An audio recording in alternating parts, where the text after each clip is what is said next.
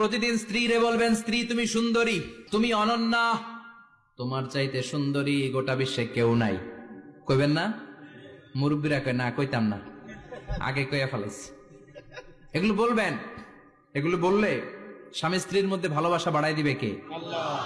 আমি প্রায় এগুলো বলি, উৎসাহিত করি যে স্বামী স্ত্রীর মধ্যে যে ভালোবাসাটা, এটা পবিত্র, এটা জান্নাতি। এই ভালোবাসা জান্নাতে শুরু হয়েছিল সাইয়েদনা আদম আর হাওয়ার মধ্য দিয়ে। চিল্লা এখন ঠিক কিনা? স্বামী স্ত্রী দুইজনে একের হাতের সাথে আরেকজনের হাত মিলালে হাতের সগীরা গুনাহ মাফ করে কে? আল্লাহ। স্ত্রীর চেহারার দিকে নজর করে তাকালে চোখের গুনাহ মাফ করে দেয় কে? আল্লাহ।